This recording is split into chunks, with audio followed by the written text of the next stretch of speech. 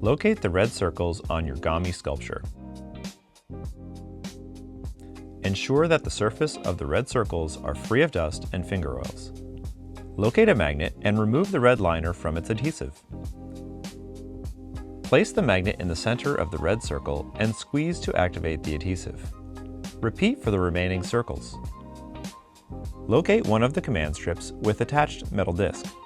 Turn the command strip over and connect the metal disc directly to the magnet. Repeat as needed. Rotate the tails of the command strips so they point toward the center of the model. This will hide the command strips when mounted to the wall. Remove the adhesive liner marked Wall from the command strips.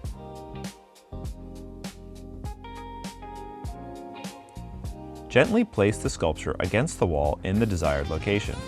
If desired, use masking tape as a center line. Don't push too hard, as this could damage your sculpture. Slide your model down along the wall to detach it from the magnets.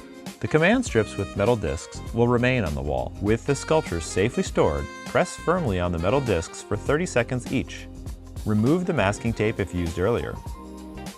Wait 1 hour for the adhesive to build strength, then place your sculpture back on the wall.